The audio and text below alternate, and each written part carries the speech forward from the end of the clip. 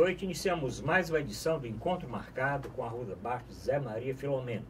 Lembro no início do programa o WhatsApp aqui para discutir, mandar pergunta para o nosso entrevistado, discutir os temas de hoje.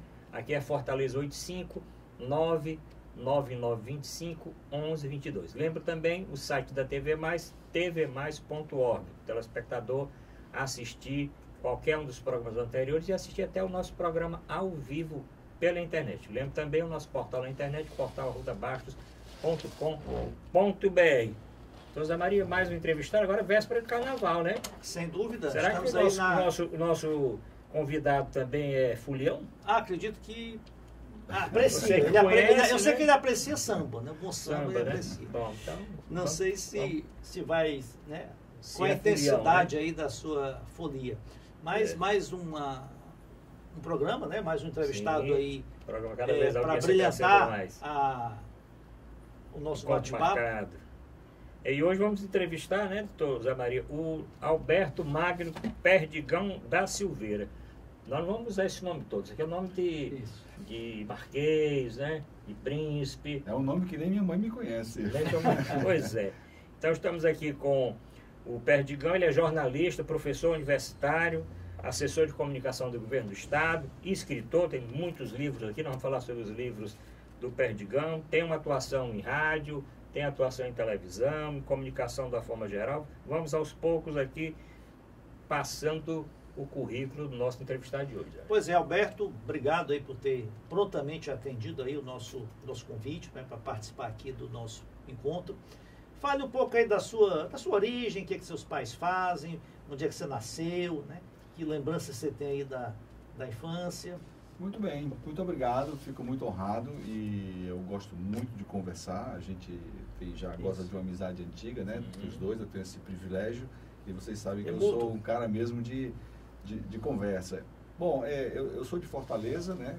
Como a maioria dos fortalezenses tem pai ou pai e mãe do interior ou de fora da capital, e eu sou, com muita honra, eu digo isso até com certo orgulho, o meu pai, a família do meu pai é de Mundaú. No Trairi. Então, assim, eu falo nessa palavra, eu já me lembro daquele cheiro de cangulo, né? Daquele cheiro de alga secando ali na praia e todo aquele coqueiral, aqueles sons todos, eles sempre já me vêm à memória. E a minha mãe, apesar de não ser do interior, ela é de uma família de russas, né? Os Perdigão, na verdade, eu herdo, eu trago o nome da minha mãe, no meu nome pelo qual eu sou conhecido, mas eles são de russas, tanto o meu avô quanto minha avó. Minha avó era Maia Pereira e o meu avô Delgado Perdigão. Então, acabou que eu sou neto do Francisco Floriano Delgado Perdigão, que quem conhece um pouco do comércio, um pouco de banco, da história aqui de Fortaleza vai saber quem é, porque foi uma pessoa importante no Banco dos Importadores, ele foi um cara... E seu avô? Esse é o avô materno, né? Okay. E o meu outro avô era lá no caso da praia, né, de Mundaú, ele era um pequeno comerciante, tinha barco, curral de pesca e acabou tendo que vir para Fortaleza, os filhos mesmo já crescidos, mas ele acabou tendo que vir para Fortaleza pela questão mesmo de conveniência da família. Bom, e eu sou um fortalezense, assim, um cearense muito comprometido, né? Muito apaixonado. Eu gosto dessa Fortaleza real, sabe? Eu tenho uma... Família grande? O núcleo não é muito, não. Mas a família da minha mãe... de irmãos? Não. Pouca gente. Um irmão, uma irmã. Já é uma família, digamos, moderna. Cresceu em que bairro aqui em Fortaleza? Eu cresci no bairro de Fátima, 20 anos no bairro de Fátima, depois 20 anos variando aí de alguns bairros e nos últimos 20 anos e 20 e poucos anos eu estou aqui mais na praia, entre o Mocuripe e o Meireles. E eu sou ainda hoje eu sou muito da praia, tenho muita ligação. E nesse período que você morou no bairro de Fátima, você estudava em que colégio? Começou as primeiras letras em que colégio? A minha vida escolar, engraçado, não foi no bairro de Fátima. Era na Aldeota, no primeiro no colégio, e eu tenho também muito orgulho de falar disso. Eu sou da geração, e sou uma das primeiras matrículas da escola da Nildes Alencar, do Instituto Educacional de Alencar, que é uma escola que, inclusive, eu acho que merece um lugar na história, um lugar na pesquisa. Né? Minha irmã estudou lá também. Então, eu fui matrícula número 4 daquela escola. Né? No início, o projeto, a minha mãe era uma educadora, muito amiga da Nildes, e a Nildes era sócia de um dos Mororó, lá do Colégio João 23, e ali, numa conversa, ela preferiu partir para um projeto solo, né? E consultou minha mãe, que era da área de educação. Aí a minha mãe disse, vá agora, e não só eu apoio, como já vou matricular meus 2 filhos. E mais, eu vou chamar todos os meus sobrinhos, chamar minhas irmãs para conversar.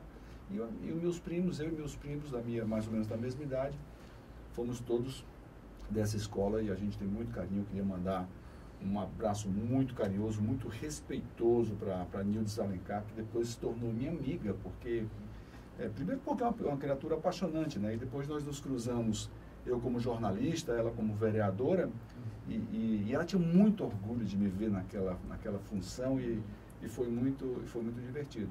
Então, primeiro na escolinha, como a gente chamava, e depois ainda também na Aldeota, no Colégio General Osório, que é de uma outra figura que também está vivíssimo e merece sim um lugar na história da educação dessa cidade, que é o Major Astor Guilherme da Silva, né? Que, aliás, a família toda Guilherme da Silva são pessoas fantásticas, e Dona Dalva, né, a esposa dele também, que eu e o Alberto fomos colegas de classe durante praticamente todo o ensino, antigamente chamava de ginásio e científico, né? Hoje do ensino fundamental e ensino médio. Acho que a gente já pegou o 2º grau, chamava 2º grau. Foi na segundo grau. Transformou-se ali em 2º grau, e hoje chama ensino médio. E eu tive o gosto, o prazer. 1º grau e 2º grau. Exatamente. Isso. Então, assim, era na Aldeota, porque minha mãe ela dirigia e trabalhava na Aldeota, na Secretaria de Educação. Então, era canal, digamos, né? Fora que a amizade das famílias, primeiro com a Nildes, a amizade também com o Major Aston, acabou que eu fiz minha educação toda nessas 2 escolas. E como era Fortaleza naquele tempo, no bairro de Fátima? Qual era a rua que você morava lá? Eu morava numa rua chamada Bonfim Sobrinho, que é a rua que passa do lado de lá da pracinha Pio 11, né? Que é a praça da 13 de Maio. Então, quem está... O nome da praça é Pio 11? Pio 11, quem está ali... Em frente à igreja de Fátima. Então, quem está na 13 de Maio, a 13 de Maio faz um lado, o lado de lá, digamos, os fundos, né?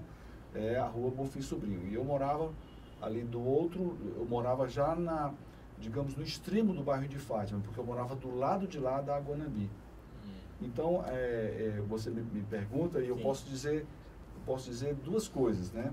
Primeiro, a igreja era recém-construída, ficava num descampado, em torno dela muitos sítios e uma via muito larga, só com pavimentação de pedra tosca, que era a 13 de Maio, né? E eu tive... Frequentou muito a feirinha da 13 de Maio, então. Quem, eu? Sim. Olha, para falar a verdade, nem tanto. Eu prefiro dizer que eu frequentei muito a obra de construção da Avenida Aguanambi. Sim. Tá? Então, aquelas máquinas, aquelas retroescavadoras... Eu nunca tinha visto uma retroescavadeira da Aguanambi, né? E ali haviam várias, porque era muito brejado, aquele canal, aqueles riachos todos. Aquilo ali foi tudo redirecionado, né? Aquelas retroescavadeiras, quando eu falo que eu brincava, eu subia na retroescavadeira, eu ficava do lado do tratorista, e depois estava tomando banho num lago, numa lagoa que foi feita lá, e no outro dia estava pegando peixe, mussu. Olha só como a cidade mudou, né? Não, porque a criança, antes não tinha nada, as crianças não ficavam em casa, e os pais conviviam com isso com muita naturalidade. Quer dizer, ninguém jogava futebol no condomínio, porque não tinha condomínio. Então a gente jogava era no campinho, que a gente mesmo limpava lá na esquina, era um campinho que a gente não sabia nem de quem era, e também não tinha muro, e a gente ia jogar no campinho e era na rua, tinha uma convivência vicinal, de vizinhos, né? Hoje eu tenho, assim, vizinhos do meu quarteirão onde eu morava, onde eu morei 20 anos, que são pessoas que ainda hoje são, que eu trato como primos, assim, quase irmãos. Nós temos assim uma fraternidade, uma solidariedade. As mães deles, quando me veem, me abraçam, assim, como se fosse um sobrinho ou um mesmo filho. Então, Bem, Alberto. Ali tinha uma pessoa que eu conheci bastante, seu Ézio, não sei se você conhecia, era naquela pracinha ali também, que o Ézio e a família dele moravam ali. E tinha a família do Cândido Pinheiro também, que morava ali naquela região ali. Não, o bairro de Fátima, ele era, primeiro, muito residencial, ele era muito tradicional, muitas famílias se atraíram a morar no bairro de Fátima por conta da igreja. Ainda hoje você vê casas inteirinhas lá, com o estilo da década de 50, que foi quando a igreja foi construída, com a imagem de Nossa Senhora de Fátima em algum lugar da fachada. Então, assim, esse bairro comercial, agitado, isso é uma coisa inteiramente a partir dos anos 80, 90. Então, foi sempre um bairro muito tranquilo, muito... Bem, Alberto, nós fizemos esse vestibular juntos, né? Em 80, eu ingressei na Faculdade de Economia e você fez o quê? Foi comunicação social? Eu fiz inicialmente ciências sociais e direito.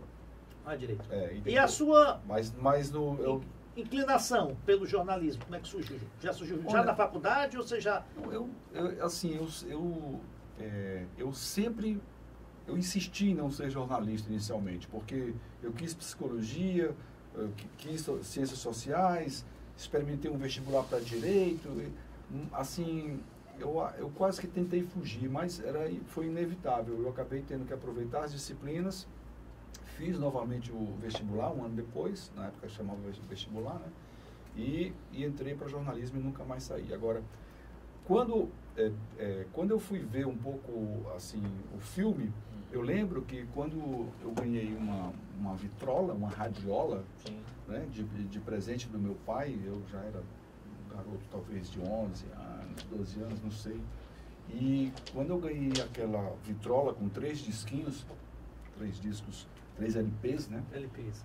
Eu lembro muito que eu ficava colocando a faixa do disco e a minha brincadeira era ficar falando como um locutor de rádio, de tal maneira que o meu texto terminasse justamente na hora que ia começar do primeiro acorde. Dar uma faixa para outra. Não, coloca lá e não tem a introdução lá, aquela coisa instrumental. Sim. Eu ficava falando em cima do instrumental, alguma coisa. Até encontrar o vocal, quando eu terminava, imediatamente o cantor começava. O vocal entrava. Exatamente. Então, assim, como faziam, não sei se ainda fazem, eu acho que não, mas como faziam os locutores da época.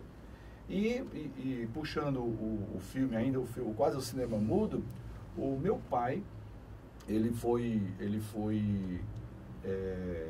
locutor. O Ayrton, né? Ayrton, né? O José Ayrton, ele foi locutor na Rádio Iracema, num programa que era muito popular, que chamava A Hora do Pobre. Sim. Que era ele era uma espécie de substituto, porque, na verdade, o locutor, o padre principal, era o irmão dele. Ali na Praça da Bandeira, da Praça José de Alencar. Eu acho que era na José de Alencar, nessa época. E A Hora do Pobre, então, ele tinha um envolvimento com rádio, e o padre, quase pai dele, era um irmão mais velho, e o meu pai seminarista, o irmão mais velho, o padre, e ele era uma espécie de tutor, o irmão que cuidava do irmão mais novo, e o meu pai ficou durante um bom tempo nessa função. E eu falei que era na época do cinema preto e branco. E na época do cinema mudo, eu fui ligar os fios, que o meu pai era o sineiro da igreja da Prainha. Ele era seminário da Prainha, né? Exatamente. Ele era seminarista na Prainha e ele era o cara que tocava o sino. Ora, gente, o sino é pura comunicação, certo? Hoje é o WhatsApp, né? Tem um ritual ali. O padre manda por WhatsApp para os fiéis que vai começar a missa, não sei. Eu não conhecia essa comunicação por WhatsApp. Não, mas não, se não manda é porque não quer. Eu estou falando que até hoje uma outra tecnologia, mas a tecnologia à época para anunciar que havia uma missa ou que havia era um sino, isso. Um enterro, ou que havia era um sino. Então, que toda igreja tem a torre e o sino, né? Chamava a missa, a primeira chamada, a segunda chamada, a terceira chamada, você começava a acordar, você ajeitava e ia para lá. Então ele já fazia, a rigor ele já fazia comunicação. Então, o meu avô, esse que eu falava que foi do Banco dos Importadores, o FF Delgado Perdigão, ele foi primeiro um autodidata, ele não era economista, mas ele escrevia numa revista muito benquista no país, chamada Meio Circulante, eu acho. Essa é uma revista que... E ele escrevia... Pelo nome é ligado à economia. Não, era uma revista de economia, de circulação nacional, e ele era uma espécie de articulista, um colaborador, e ele escrevia sobre a moeda brasileira. Então, isso tem registro, isso está tudo guardado, né? Ele tem, assim, nunca foi publicado um livro, por exemplo, mas ele tinha uma pesquisa e ele escrevia nessa revista nacional. Assim, eu acho que também, sabe o que pode ter influenciado muito? Outra pessoa para quem eu queria mandar um carinhoso abraço, porque a gente tem muito respeito, você também gozou da amizade dele, que é o meu técnico de basquete, né? Joguei basquete, e o meu técnico José Flávio Teixeira. Grande Zé Flávio. Ele jornalista, escrevia a parte de esporte amador da época. Da Tribuna do Ceará. Da Tribuna do Ceará. Só que algum dia ele não podia ir, né? Por variados motivos. Aí ele falava assim, olha, você vai lá e faz a coluna. Aí eu falei, como assim? Como é que eu vou fazer a coluna? Eu disse, não, vá lá e escreva mais ou menos como eu escrevo e mostre para o Caran. Isso você já na faculdade? Não, ainda no ensino médio, assim. No ensino médio ainda. Talvez uns 15, 16 anos. Olha só. E eles, não, e você mostra para o Caran. Paulo Caran. Para o Paulo Caran, né? Que é uma figura maravilhosa. E mostrava também, às vezes, e geralmente ele não via, porque estava sempre muito atribulado e muito ali já meio sem paciência, para o Chico Alves, que acabou de nos deixar, né? Então eu gozei eu garoto ainda, né? Mas eu convivi com o Chico Alves e ele, eu pedia para ele ler, ele dizia que não ia ler, eu já sabia que ele não ia ler, mas eu pedi, daqui a pouco caía no Caran, aí disse, rapaz, tá bom, melhor do que o Zé Flávio. Aí descia. Eu lembro você já, 85, 86, já na Tribuna, depois você... Passou a ser efetivo lá na Tribuna? Não, eu acho que foi menos, a Tribuna foi menos. Antes, foi, né? Comecíssimo, ali, virada da década de 70 para a década de 80. Não, foi muito no começo. Mas eu quero explorar ainda na época da faculdade. Bora. Quem eram os seus grandes professores, grandes mestres nesse período que você passou na universidade? Assim... No jornalismo. No jornalismo... Eu fico um pouco engasgado de dizer, primeiro para não cometer nenhuma injustiça. Eu prefiro dizer que eu fui quase sempre um profissional de televisão. E na faculdade não tinha uma escola, um ensino de televisão. A nossa faculdade de comunicação social, que chamava na época, ela era muito atrasada. Né? A gente era uma universidade muito pobrinha. Não tinha laboratório de televisão? Não, a gente, é só uma força de expressão, claro, mas a gente brigava a faca para ver quem pegava uma das poucas máquinas de escrever. Máquina de escrever. Porque a redação lá, a simulação de redação devia ter talvez umas 12, 14 máquinas, mas só tinha umas 3 que funcionavam. E para consertar uma máquina daquela uma novela. Eu acho que passaram-se os anos que eu levei o curso e ninguém consertou as máquinas. Não tinha uma câmera de TV. Então, assim, o que eu me lembro mais eu quero muito destacar o esforço de alguns professores de superar dificuldades de toda ordem, porque era uma época em que a universidade sofria muito nessa questão mesmo dos recursos. E sinceramente, eu prefiro não dizer, porque de cada professor, eu aprendi coisas maravilhosas com professores que não foram meus professores, por exemplo. Né? Só para citar um exemplo, com o Gilmar de Carvalho. Né? E com outros professores, eu conheci o autoritarismo de um professor. Compreende? E nem por isso ele foi um professor, digamos, condenado, porque ele tinha também o que dar. Reformulando aí. Jornalistas que lhe influenciaram positivamente. Né? Jornalistas que me influenciaram positivamente. Olha, eu vou citar um exemplo, porque foi uma pessoa decisiva na minha na minha carreira e ele me serviu muito como um professor que eu não tive na faculdade. A quem eu mando também um carinhoso abraço com muito respeito, que é o Rui Lima. Rui Lima. Tá? O Rui Lima, ele... Mas ele fez muitos anos no debate do povo. Isso, não, é uma figura que deixou, é uma figura que deixou marcado e continua não, com a gente aí. Um cara muito... Então, por que eu cito o Rui Lima? E também não vou citar muitos, porque cada um dá um pouco de uma contribuição. Eu gosto muito de pensar nas sombras e não só no sol. O que eu quero dizer com isso? É que às vezes uma pessoa, esse professor autoritário da sala de aula me ensinou a não ser um professor autoritário. Você está entendendo? Então, assim, você tem que ter uma certa capacidade de ler os possíveis defeitos. Exemplo negativo, né? Exato. Você tem que ler e ter um pouco de compreensão, de misericórdia. Quer dizer, poxa, esse cara não é só isso. Esse cara deve ter umas coisas boas também. E tinha. Bom, e o Rui Lima, por que eu quero citar o Rui Lima e só o Rui Lima? Porque quando ele estava montando a TV Manchete, a Rede Manchete aqui, ele já havia passado pela TV Verdes Mares, e eu cheguei na TV Verdes Mares como estagiário, depois fiquei empregado, e durante muito pouco tempo ele me identificou como uma pessoa, um repórter, para compor a equipe que ele estava montando, e eu fui então para a equipe dele. E eu lembro muito bem, ele sempre muito suave, muito doce, muito elegante, inteligente também, experiente e tal. E ele pegava o meu texto, eu mostrava o texto para ele como editor, ele mostrava e fazia algumas caretas assim, olhava e dizia, faz de novo. Eu disse, não, mas não dá para ajeitar? Disse, nada, tá horrível. E aquilo me ensinou, eu ficava muito constrangido, evidentemente. Mas eu fazia, depois na segunda vez ele corrigia algumas coisas, e eu gravava, e com pouco tempo ele já não corrigia nada, né? Mas isso era o texto para a televisão ou era texto para o jornal? Não, para a televisão. Para a televisão. Para a televisão, na Rede Manchete, onde eu fui 10 anos repórter de rede, e quer dizer, ele acreditou num cara que não sabia fazer. Você iniciou na Manchete ou na Verdes Mares?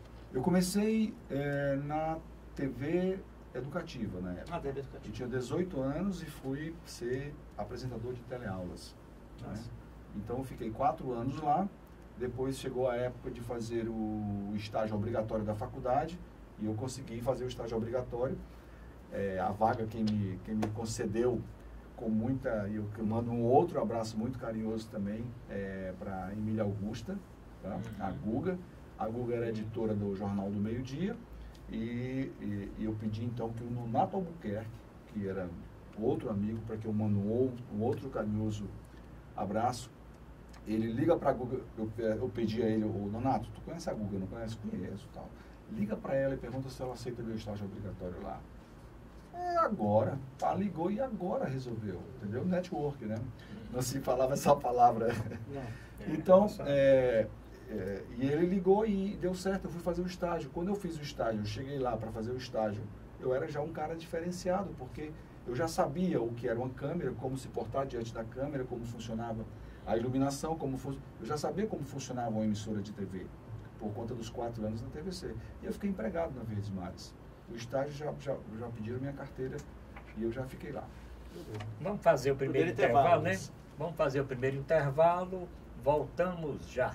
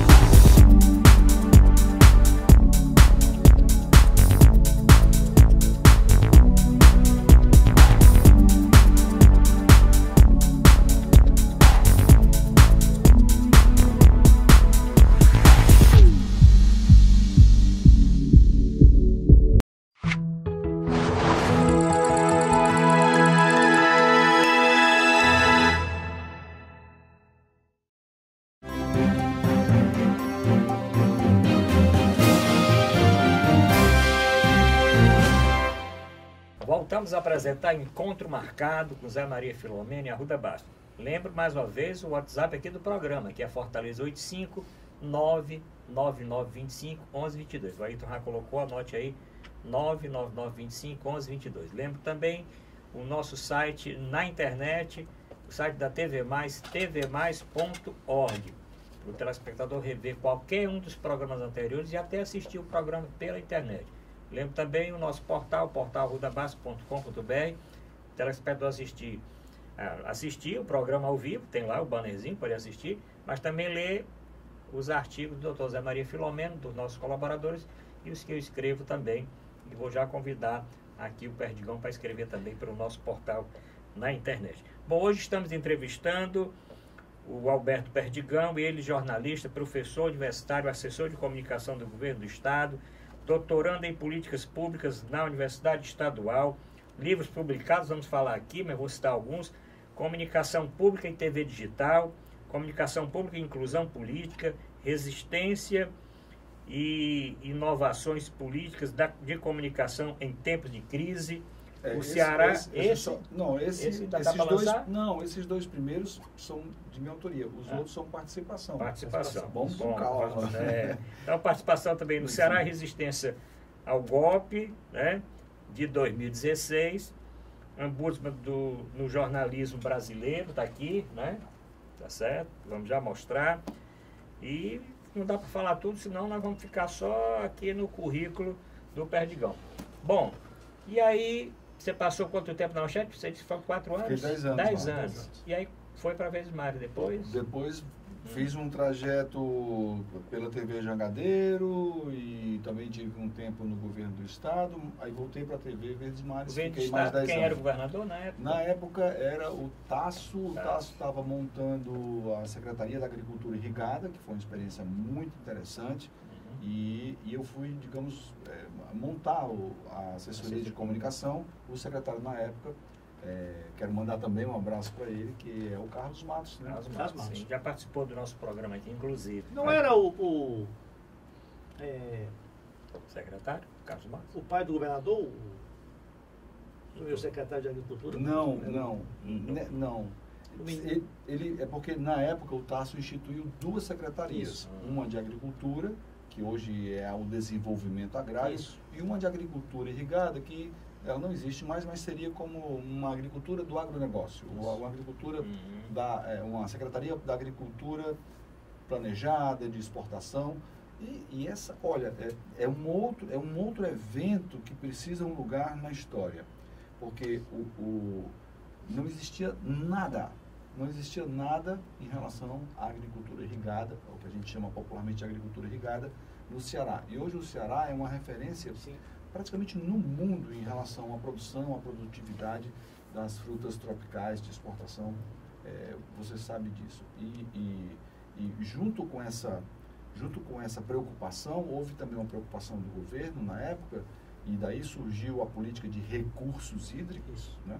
E paralelamente houve uma política de recursos hídricos, de que também o Ceará é uma referência, com certeza. Eu acho que no mundo semiárido, com certeza. O Ceará tem uma produção aí de frutas, apesar de sermos do semiárido, mas graças a toda a tecnologia que foi desenvolvida durante anos. E até hoje o Carlos Matos bota isso como bandeira da gestão, né? Não, sim. Sem dúvida. Não, né?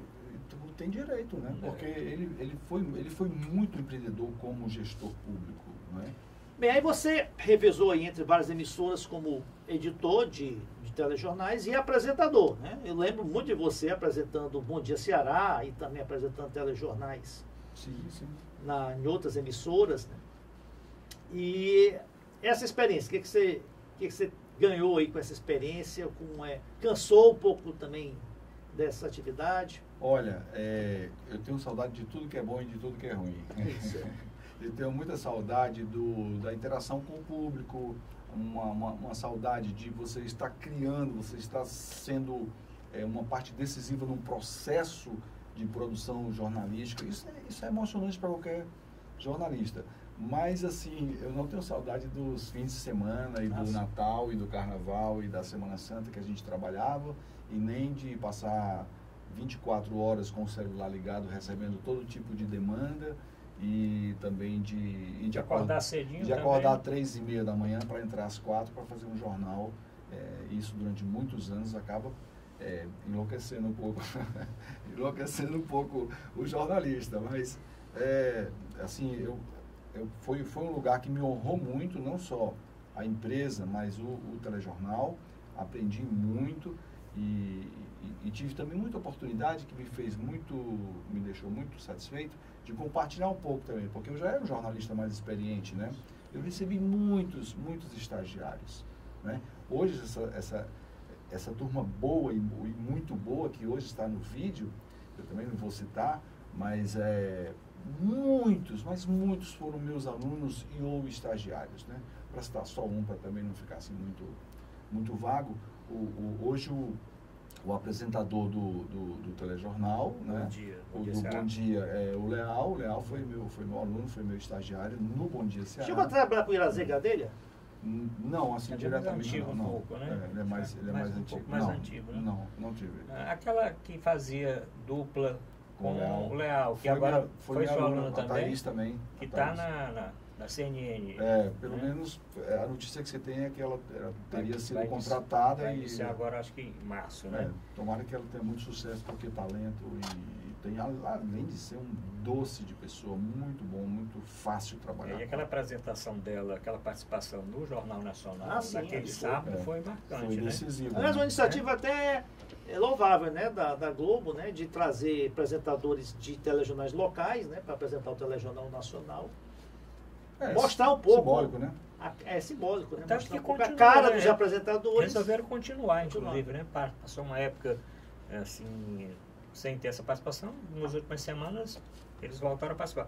Mas eu estou vendo aqui que você foi assessor de imprensa da prefeita também, Luziane Lins. Foi nesse período que você saiu da televisão? Quando eu saí da TV Verdes Mares, ao final de 10 anos, e eu tive esse convite da prefeita Luziane Lins, e fiquei ali uma metade, mais ou menos, da segunda gestão dela. Uhum. E foi uma experiência muito rica, muito interessante. Ela é uma pessoa muito interessante e a gestão dela também, eu acho... No primeiro mandato ou no segundo? No segundo, né? Você pegou então já aquela ali, já brigando com o Cid, já Não, ao contrário. No início não. No início não, eu era secretário na época. Quando eu entrei, havia um excelente diálogo, tá? Não só dela com os Ferreira Gomes, mas demorou um pouco, mas o setor empresarial tinha entendido que melhor a gestão e a figura pessoal dela, né? Que assim é uma pessoa muito correta, muito digna, mas nem sempre é muito fácil, né? Assim, ela todo sabe, político, né? E ela especialmente, porque eu não falo como um defeito, eu falo como uma virtude. Ela sabe se impor. Ela soube se colocar como mulher. Isso não é fácil na política. Como uma pessoa do Partido dos Trabalhadores, isso também não é fácil na política quando o interlocutor é um empresário, é um capitalista. E ela, ali no estilo Luziane de ser, ela construiu um diálogo.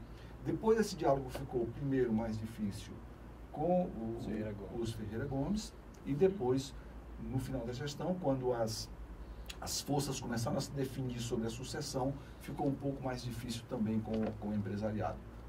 Mas ela entrou e saiu com muita respeitabilidade, e a cidade reconhece muito a contribuição que ela deu. Se não fosse esse temperamento, ela não teria sido prefeita. Né? Sim, com certeza.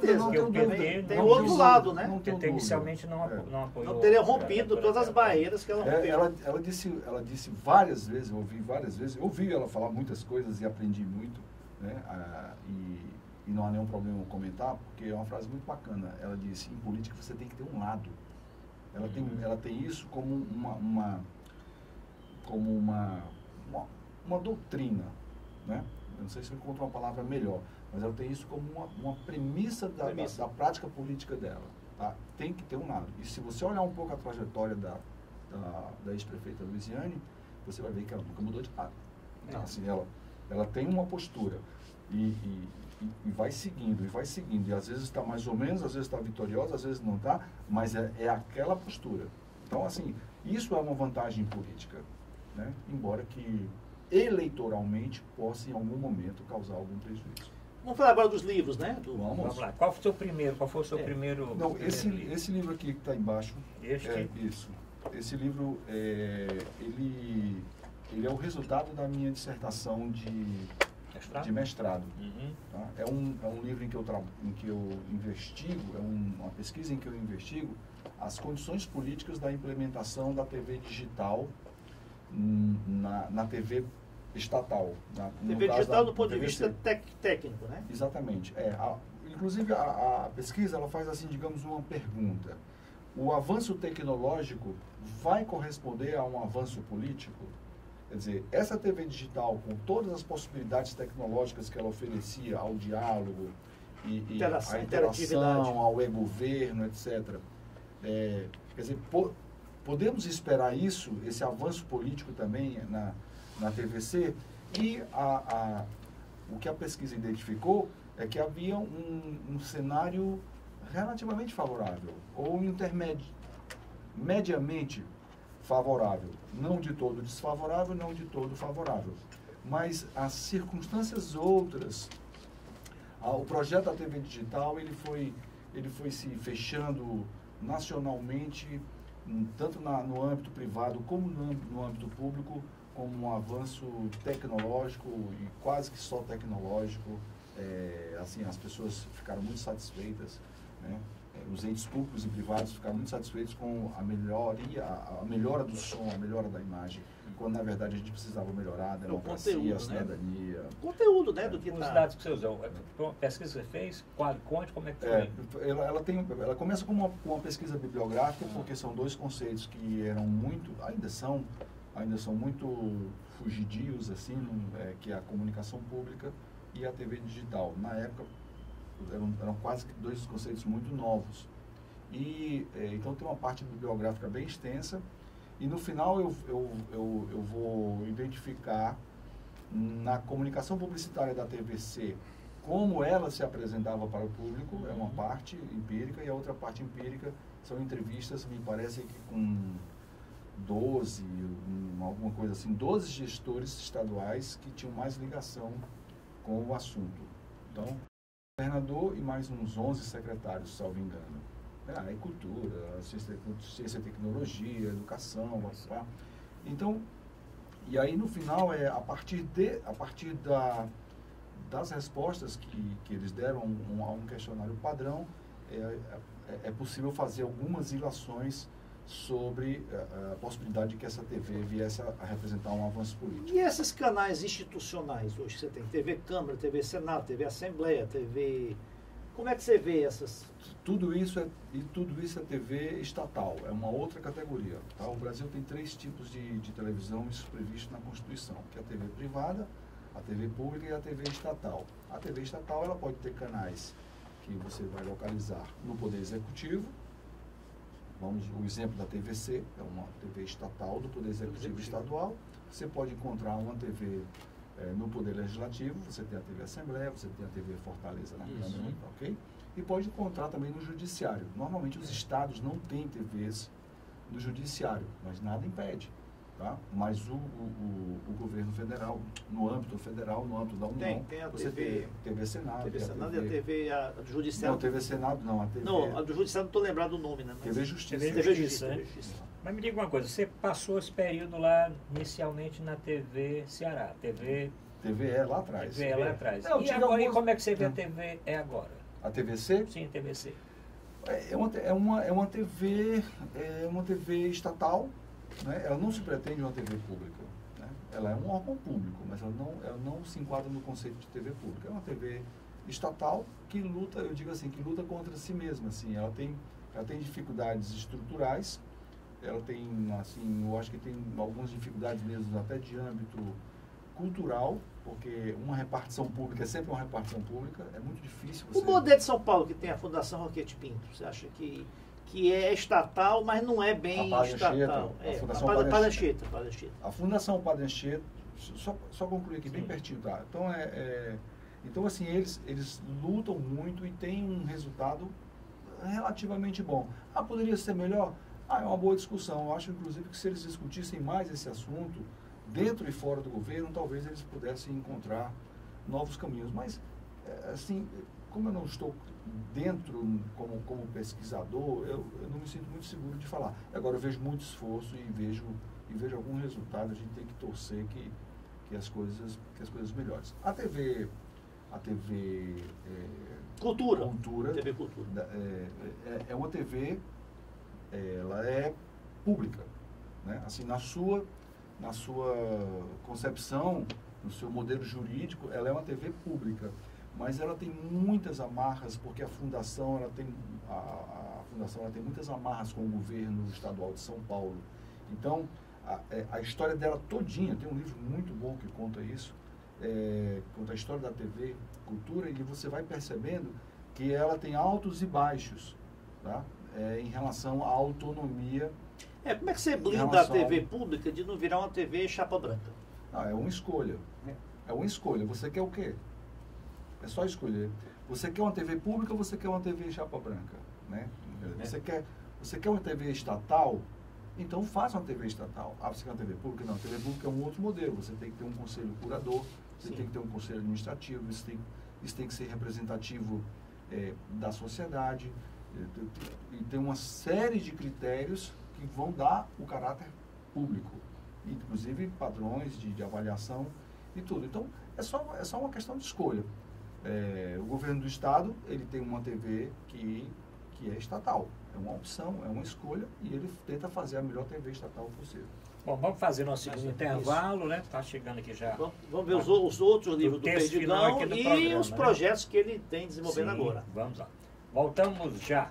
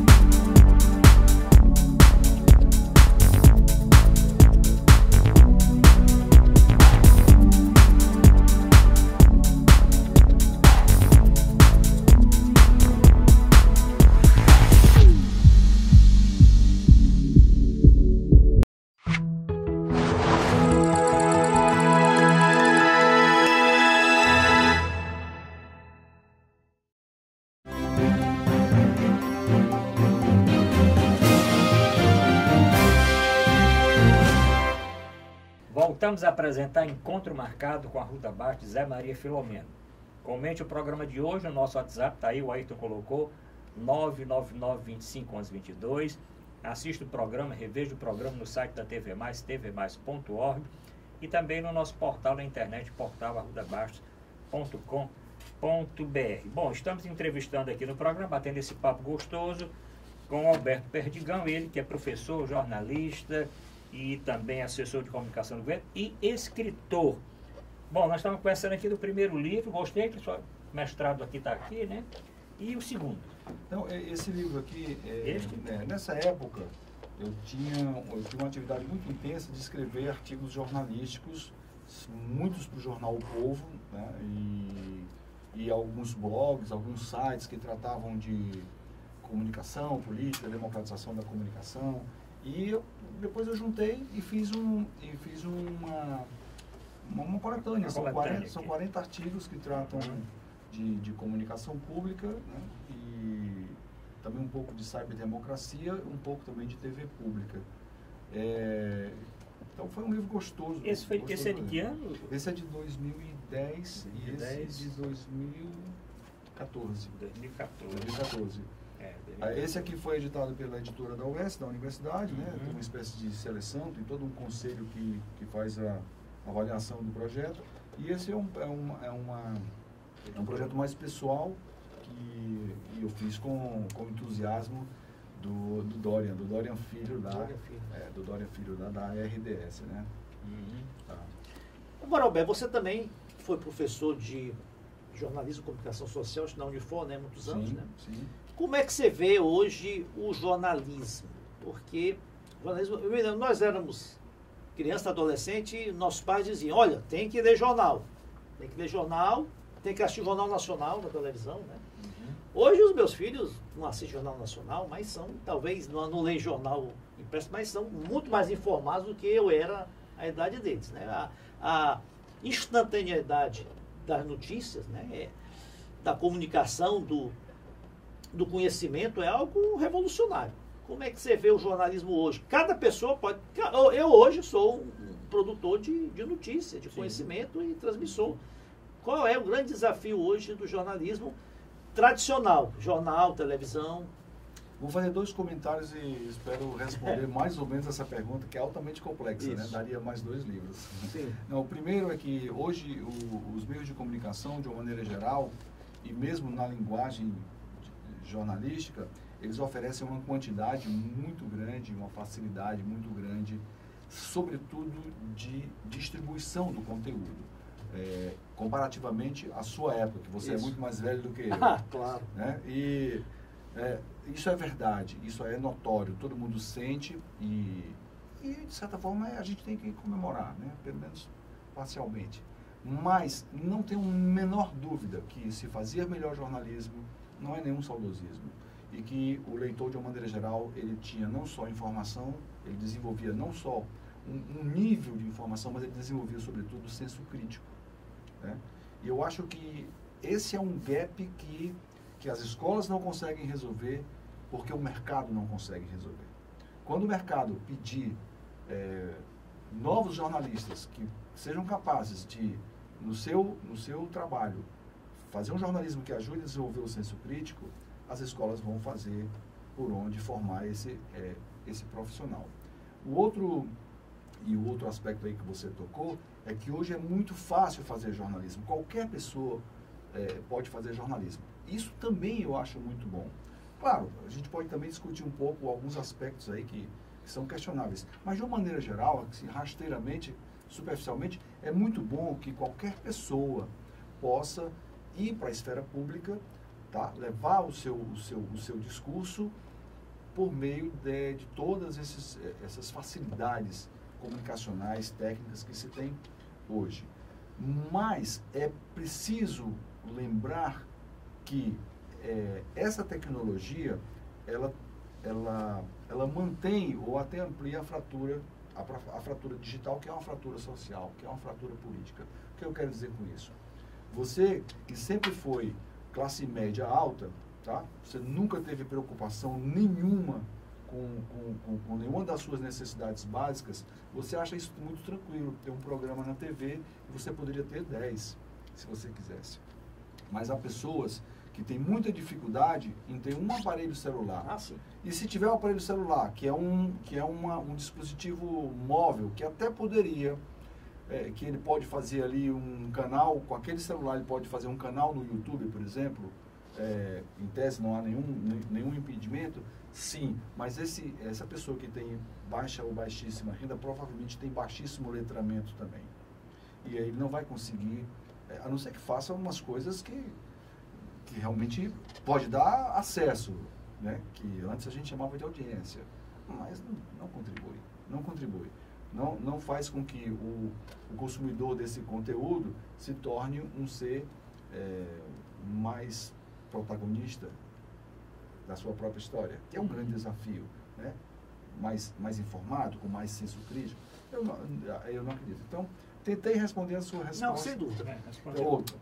A sua pergunta. Ô, Alberto, você está fazendo um trabalho de conclusão de doutorado que é sobre a literatura de cordel. Não é conclusão, não. Não, isso aqui é uma pesquisa que você está fazendo. Está longe. Está longe?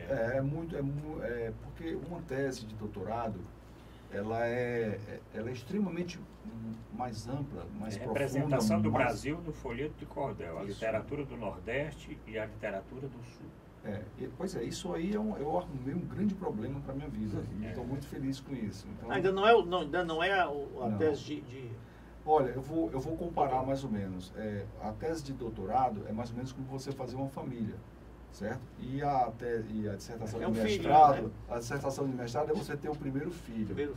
E a dissertação e o trabalho de especialização, aquele trabalho TCC, aquele trabalho de uma primeira uma primeira especialização, um MBA, é um namoro, entendeu? Tá certo. Não passa de um relacionamento sério, como se diz hoje nas redes sociais. Então, eu vou passar bastante tempo ainda com essa pesquisa, e ela tenta encontrar as representações, isso é um termo muito acadêmico, né? Mas como é que o Brasil, a brasilidade, né? O Brasil, o brasileiro, e esse sentimento de brasilidade aparece no folheto de cordel. No folheto de cordel. Nós estamos falando de uma história de 130 anos, né, de folheto de cordel. Então, assim, essa é a intenção. E tem uma intenção também de fazer uma grande discussão em relação a essa literatura do Nordeste, porque o cordel, a primeira ideia que você tem do cordel, da literatura de cordel, é que é uma literatura do Nordeste. Sim. Alguns falam que é uma literatura alternativa, falam que é popular, falam que é de resistência, mas a ideia primeira e mais... Se liga, se identifica até com o sertanejo. É do Nordeste. Mais do que do é sertanejo. A literatura do Nordeste. Agora, tem hoje uma discussão muito atual que são as epistemologias do Sul, né, que foram propostas por vários autores, mas o Boaventura dos Santos, Souza Santos, ele foi muito feliz quando ele propõe ao mundo pensar que existe um Sul claramente subjugado, dominado, isso no planeta, né? E que esse Sul tem uma maneira diferente de ver o todo, de ver a si próprio, de ver o todo e de ver o Norte. Você está falando Sul, tem hemisfério Sul, hemisfério não é sul. O Sul do Brasil. Não. É hemisfério Sul, sim. Pois é, mas essa relação ela está em todo lugar, certo? Então aqui em Fortaleza, a periferia é o Sul. Esqueça os pontos cardeais. O Sul é uma expressão que remete. Eu não digo nem que seja o Sul, seria os entretrópicos, né? Entre os trópicos. Esqueça a questão geográfica, até porque quem foi que inventou que o globo tem que ser demonstrado com o Canadá, os Estados Unidos e a Europa Norte, né? Em cima? Por que a Europa está em cima e a Europa não está embaixo? Porque a Europa não pode estar embaixo. Quem tem que estar embaixo é a África, é a Ásia, é a América Latina. Compreende? Então, esse Sul é um Sul simbólico. E aí eu estou propondo essa discussão. Quer dizer, essa literatura do Nordeste, na verdade, ela pode ser entendida como uma literatura do Sul, dos dominados, dos subalternos, dos subjugados. Então, é uma proposta. Sem dúvida. Qual o prazo que você tem para apresentar? Esse ano eu tenho que qualificar, tá? As cadeiras todas estão praticamente cumpridas. Esse ano eu tenho que qualificar. Tem uma primeira qualificação nesse primeiro semestre, uma segunda qualificação no segundo. E escrever a pesquisa empírica e escrever definitivamente seria no ano seguinte, né? No 2021. E como a gente é muito humilde, a gente tem que ser muito humilde quando vai para uma tese de doutorado. A gente tem que aceitar também a possibilidade de ter algum atraso, porque não é o meu nome que está em jogo, é o nome da universidade que está apresentando ao mundo uma nova tese, né? Você vai ministrar um curso agora em São Luís sobre questão da imprensa, do jornalismo atual, do governo. Não, eu vou lhe explicar. Eu tenho uma... Antes de entrar nesse tema do Brasil na literatura de cordel, eu tive um interesse muito grande com a literatura de cordel, ou o folheto de cordel, como mídia informativa. E depois eu lancei um olhar mais específico sobre o cordel de política. Sim. E eu fiz uma classificação do cordel de política. Quantos eixos temáticos tem esse cordel de política? E eu encontrei 5 eixos temáticos, né? Então, basicamente, esse curso que eu vou dar lá no Maranhão, na Conferência Nacional de Foco e Comunicação, em junho, vai tratar sobre isso, do cordel de política, essa classificação. E eu vou aproveitar, eu tenho uma pesquisa que já não é um um pouquinho atrás, que mostra como a destituição da presidente Dilma foi narrada pelo Cordel. Então, normalmente a imprensa tradicional, né, como a gente chama, ela abraçou quase que unicamente a versão de que estava acontecendo um impeachment, e muitas vozes tiveram dificuldade de colocar na esfera pública a outra versão de que era um golpe. E o Cordel serviu a alguns autores. Versão essa que foi o enredo aí do documentário que concorreu ao Oscar, né? Democracia em Vertigem, né? E aqui da cineasta Petra. Eu vou só mostrar porque você tem uma participação também no livro O Ceará e Resistência ao Golpe. Você tem naquele internacional também? Você escreveu no internacional? Não, só nesse. Resistência Internacional ao Golpe? Não, eu cito alguns autores do internacional nesse livro. Esse livro aqui, por exemplo, ele antecede ao olhar que eu lancei sobre o Cordel. Aqui eu observei que, em tese, né, como hipótese, por falta de espaço na mídia tradicional, muitos autores lançaram livros tentando explicar o que esses autores estavam chamando de golpe, né? Então, por esses autores, eu fiz uma pesquisa bibliográfica, tentei ler todos os livros que estavam sendo lançados no momento, e aí fica comprovado que o jornalismo brasileiro, ele se afasta do interesse público, que é a razão do jornalismo, tá, para se aproximar do interesse privado. Interesse tomou partido, é partidário, né? É privado. Então, ele se afasta do jornalismo para se aproximar da publicidade. É o que traz esse artigo dessa... Esse folheto aí é sobre... Eu quero falar no final. No final. Ainda tem tempo? Não, depois a gente chega lá. Eu queria dois pontos. Eu queria que você falasse um pouquinho a respeito de sigilo da fonte e de fake news. Sigilo da fonte, eu acho que é um princípio, né? É um princípio que deve ser preservado, porque não haverá jornalismo sem esse princípio resguardado. Quer dizer, o jornalista, sob nenhuma hipótese, não haverá nunca a possibilidade sequer de que alguma autoridade do Estado viole o segredo jornalístico, porque senão você perde, é como você abrir uma carta, tá? Então só que a carta a gente está tratando de uma comunicação individual e o sigilo da fonte a gente está tratando de Como é que você vê o Vaza Jato? Você acha que o jornalista lá, algum momento ele ultrapassou essa barreira do sigilo para ter alguma cumplicidade com a interceptação clandestina? Não. A tecnologia que serve ao fake news é a mesma que serve ao esclarecimento. Eu acho que essa é uma ideia que a gente pode colocar na mesa para começar a discussão. Então, não pode haver uma tecnologia que favorece a fake news e essa tecnologia não servir ao esclarecimento. Então, outra coisa, os dados, eles foram acessados, é um outro conceito novo, eles não foram roubados, eles foram acessados. Quem tiver seus dados, que guarde os seus dados, porque a rede em tese... Mas não é igual abrir uma carta? Não. A carta está fechada. Se os dados estiverem fechados, ninguém vai conseguir entrar. Tá? Então, houve uma negligência por parte de alguns suspeitos. Ele foi lá e encontrou um caminho de acessar os dados. E eu agradeço muito, porque senão nós estaríamos com o mesmo nível de representação de que aqueles personagens todos que ele vai citando, continua citando, fazem parte dessa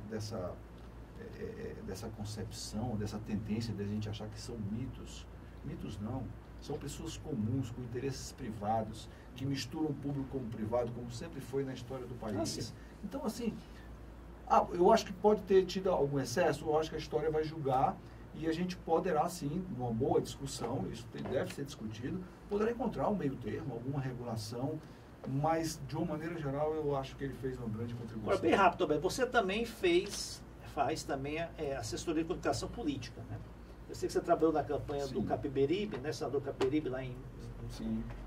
O que mudou com o marketing político? Porque hoje, antes, os candidatos buscavam coligações amplas para ter muito tempo eleitoral, muito tempo de televisão, e hoje a comunicação pelas redes sociais ela é mais efetiva do que a tradicional. Isso procede? Olha, procede. Eu acho que isso é uma primeira ideia. Agora eu vou tentar ampliar. O grande desafio para o marketing político, para a comunicação política, é que as pessoas não querem mais a política. Tá? A política ela foi descredenciada, ela foi desmoralizada pelo político, não foi pelo eleitor, tá? Ao longo do tempo, e hoje é um grande desafio você apresentar um conteúdo e fazer com que aquele conteúdo seja um conteúdo sedutor. Tá? Isso por qualquer mídia. Então, às vezes, inclusive, é mais fácil você seduzir com a fake news, para não deixar isso sem resposta. o Arruda sem resposta. Às vezes é mais fácil você seduzir até pela fake news ou pela informação muito rasteira. O que a fake news é? A fake news é uma informação, é uma desinformação, tá? É uma desinformação porque ela é ou a meia mentira ou a meia verdade. Ela não é genuína, ela não é integral, tá? E ela se apresenta, ela chega ao público com uma carga emotiva muito grande. As pessoas entendem pela emoção, sequer entendem pela razão. E é um grande perigo, é um grande desafio ético. Eu acho que o primeiro é um desafio ético e o outro é um desafio publicitário. Bom, estamos chegando ao final, para você já falar do... Bom, esse livro é um pequeno livro, é um livro de bolso, tá? Esse livro ele faz parte de um movimento de que eu participo, tá? É um movimento Livros da Rua. O que é isso? Um grupo de autores, alguns inéditos. Eu sou um autor inédito, né, de poesia. Poesia? No meu caso, eu escrevo já há algum tempo, tenho bastante coisa guardada já. Um dia pode sair um livro aí. E a gente lançou esse livro Flor de Resistência. Flor de Resistência. Tá? Como é que a gente faz? No caso foram 20 autores, salvo engano. Cada um entra com um valor para tirar a parte industrial, né, para pagar a parte industrial. Depois a gente recebe um reparte e a gente pode doar ou vender, né, E essa ilustração de quem é? Isso foi uma imagem cedida. Então, assim, esses livros vão para moradores e trabalhadores de rua. Tá? Então, cada livro que eu vendo, eu não vou vender para vocês, podem ficar à vontade. Tá? Tá, mas cada livro que eu vendo, ele corresponde a um livro que eu vou doar para um morador ou trabalhador de rua. Tá? E como quem está assistindo o nosso programa, querendo adquirir, eu vou deixar um Deixa aqui contato, que nós vamos colocar aqui, mas você pode ser certeza. Tá, não. Eu acho que o melhor é... Um e-mail, um site, Deixa eu ver se... endereço. Porque entre os autores tem aqui, você tem Alberto Perdigão, Carlos Dantas, Claudine Aragão, cada autor tem meu amigo aqui, o Ricardo Guilherme. Só. Eu posso dar um dos organizadores. Um dos organizadores é o Ricardo Kelmer. O Ricardo Kelmer e o Alain Mendonça organizam esse inclusive está dizendo, você movimento. gostaria de participar, entre em contato com rkelmer@gmail.com. Kelmer com K, @gmail.com. O White vai colocar aqui os caracteres. Edição agora, né? De janeiro. Kelmer@gmail.com. Pronto. Aqui eu venho com duas poesias que tem muito a ver com essa questão dos moradores. Eu vou aproveitar e convidar para você participar de um congresso que eu sou presidente, um congresso nacional e internacional de literatura, que é o 28º Congresso Brasileiro de Médicos e Escritores, o 12º Congresso de Médicos, Escritores e Artistas Lusófonos e a primeira jornada cearense literária de acadêmicos de medicina. Vai acontecer no Hotel Marina Park do dia 2 ao dia 5 de setembro próximo. Eu posso, inclusive, já fazer uma proposta da gente levar essa experiência, que isso aqui é uma experiência de cidadania. Já vou botar para você ministrar uma mini conferência. Sim. Olha, vou colocar na sobre a experiência, porque os médicos podem se organizar também fazer uma experiência semelhante, por exemplo, para que esses livros cheguem gratuitamente ao pessoal que está hospitalizado, às vezes há meses com baixíssima renda. Não, e pessoas que precisam de da literatura para ganhar forças, né? Inclusive, Para faz bem recuperação para a alma. A minha dissertação de mestrado é essa aqui. É a importância da literatura na cura das doenças Maravilha. da mente Maravilha. e do corpo. Maravilha. Depois nós vamos conversar sobre isso. Bom, estamos chegando ao final do programa. Bacana. Um minutinho final aí para suas despedidas. Um minuto tem quantos segundos? 60, mas daqui você pode... Não é igual o minuto de silêncio do futebol, né? Que tem Então você vai escolher aqui o poema da página 31 ou o poema da página 33? Vamos lá. Eu vou ler o 33, da né? 33, sabe por quê? Porque ele é uma consulta médica. Pronto, olha aí. Beleza. É uma consulta médica, é uma homenagem que eu faço àquele poema, lembrando o poema Pneumotórax, né? Do... Gente, deu branco, ajuda? Quando tá branco, bom, dá branco em todo mundo. Então, e é uma consulta médica. É uma consulta médica e começa assim. Exame de sangue. Exames de sangue. Sexo.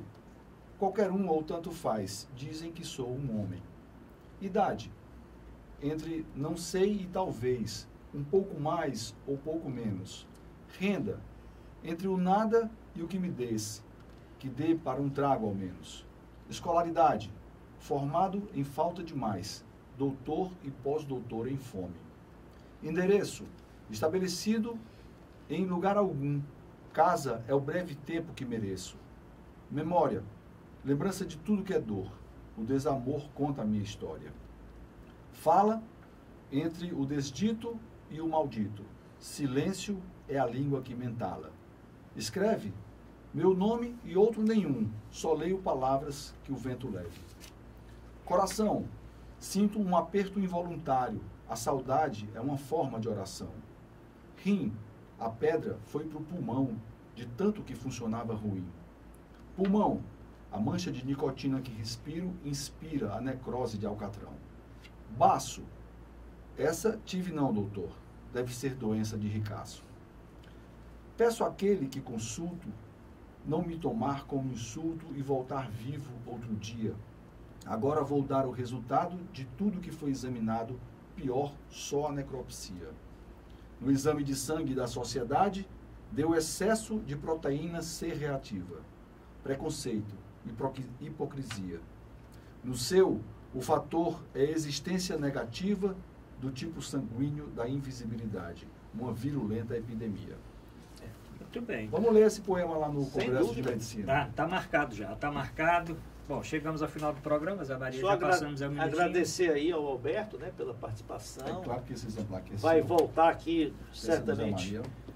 Pronto, então agradecer ao Novamente. Alberto Perdigão. Breve vamos... Quero também, eu convidar não novamente. sou médico, mas quero assistir, né, participar lá da... Não, você vai participar. da- Inclusive, da presença vou dele. divulgar aqui, você vai participar antes do congresso já do nosso Semendo Cultura, que é uma Vamos. reunião da nossa entidade que acontece todas as segundas-feiras do mês, e Vamos. já acertar para você participar do nosso congresso de 2 a 5 de setembro de 2020. Bom, obrigado a todos. Voltamos na próxima semana.